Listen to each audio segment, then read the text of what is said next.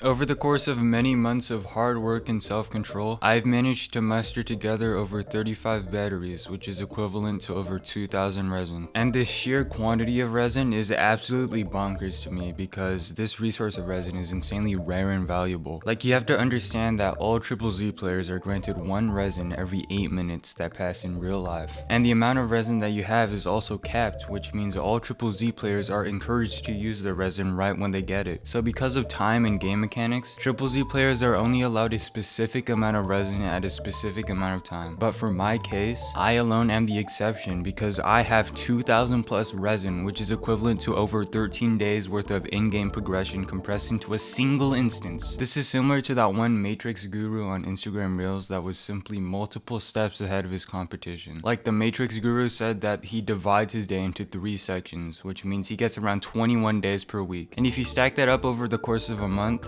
he'll kick your butt. Stack it up over the course of a year, you're toast. I'm doing exactly this with my resin stockpile. I'm conducting, constricting, and orchestrating time to answer to my every beck and call. And because of my manipulation of time, if I take a look at my Jane Doe a year from now, she'll be completely different from what it would have been otherwise. Anyway, yeah, I built Jane Doe with my 2,000 resin. And because there are 5 components to every character's kit in this game, I'll divide this video into 5 sections where I go into detail about how I went about building this character. However, when I streamed this whole process, I realized that the gameplay of Triple Z is so unwatchably boring, which means I can't just show the gameplay of me farming mats. And I also can't use any of the clips from the stream because I just talked about random shit the whole time. Stinky Man, what are your thoughts on granola bars? So yeah, to spice things up, I'm going to answer a supernatural question about Jane Doe per section we cover. Anyway, for section 1, we have to farm the anomaly badges and such in order to raise Jane Doe to level 60. And while we're doing that, I have to answer the question of what are your thoughts on Jane Doe's demo trailer? To be completely honest, after I watched the demo trailer for Jane Doe, I was honestly really impressed because the art style that was shown in Triple Z and the Triple Z trailer was honestly very good. And it made me remember just exactly what I loved about Triple Z, and it's the art style. I really love it very much. I also like the implementation of the music scene once the battle commenced. It was very interesting and I liked it very much. I also like the beginning where her feet, and I'm gonna have to cut it short because I realized that I actually pre-farmed for the anomaly badges, so I was able to get Jane Doe to level 60 without much resin. But now that Jane Doe's level 60, we have to move on to the talent section where we have to farm these elite enemies for materials. And for the question, I'm gonna read it. Okay, so let's say hypothetically you are a watermelon, and let's also say hypothetically Jane Doe is partaking in a watermelon thigh crushing competition. Do you A, join the competition for a small chance to have your watermelon head crushed by Jane Doe's thighs, or do you B, watch Jane Doe crush watermelons one after the other while you sit and watch and envy? And I would love to answer this question, but like the elite enemies that I fought that I need to fight for the materials, they were too high level, so like I kind of died while farming them, so I decided to skip it for now. Moving on, we now have to farm these fodder enemies in order to level up Jane Doe's skill level. And the question this time around looks pretty normal, I'd say. The question is, would you hit? And I'm assuming this question is asking if I would hit Jane Doe, and to be completely honest, I don't think I would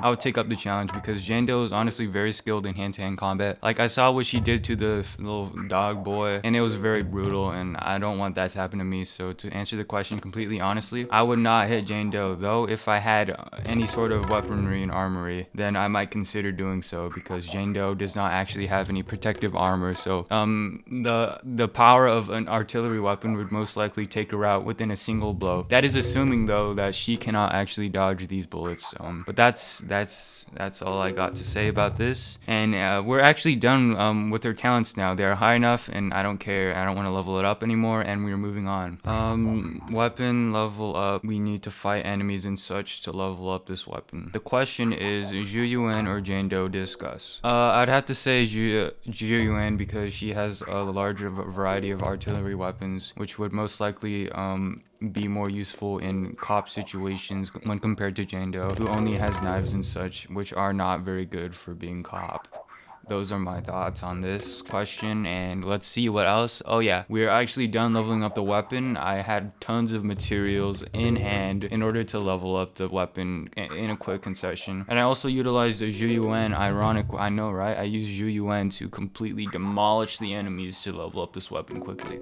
I probably used the word ironic wrong in this situation, but that is all for naught since I don't care about my vocabulary. We are now finally in our final section where we have to we had to farm and collect artifacts. And in order to complete this section very efficiently and correctly, I just went onto Pridewind and I looked up the optimal stats for each piece and I farmed them accordingly. And the supernatural question this time around is, what are your overall thoughts on Jane Doe? And for my overall thoughts, I like the part where Jane Doe ran her fingers across my thigh in the demo trailer. I would join the watermelon head crushing competition even if it means death. I would fuck the shit out of Jane Doe's asshole. And while Zhuyuan has more volume, Jane Doe has more value. It's like comparing glitter to gold. Glitter is shiny and flashy, but gold holds more value, which means Jane Doe is actually more valuable in terms of her body parts. That's pretty much it though. Anyway, this is the final Jane Doe build that I made over the course of 2,000 resin. Wow, incredible. Look how powerful this Jane Doe is. Isn't it incredible? Look how high the assault, the anomaly is. I hit for around 200k per anomaly. Isn't that bonkers? And I also have her full team right here. Let's see. Yeah, this is my worst video yet. Okay, bye.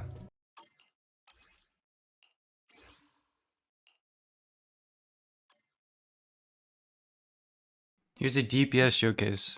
I forgot to say that.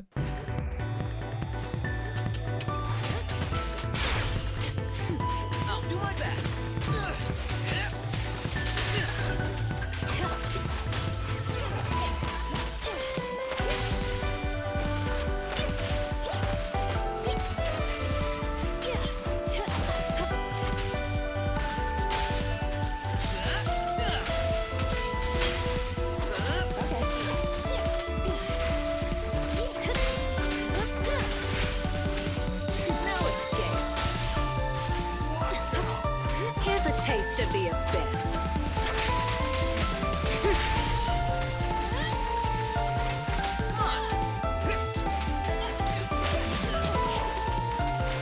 Set in position. I'm here. Sure?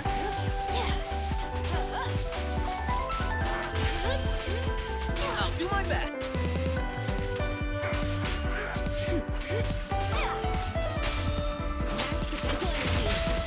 It won't hurt for long, I promise.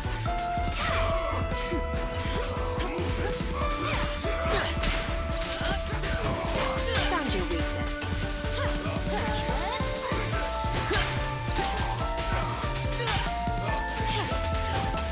Now, you're the prey.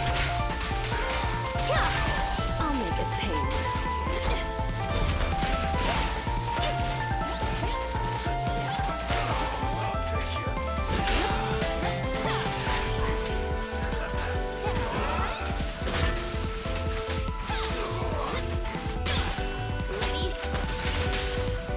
Who's the hunter and who's the prey? Final warning! Careful. Bye, buddy.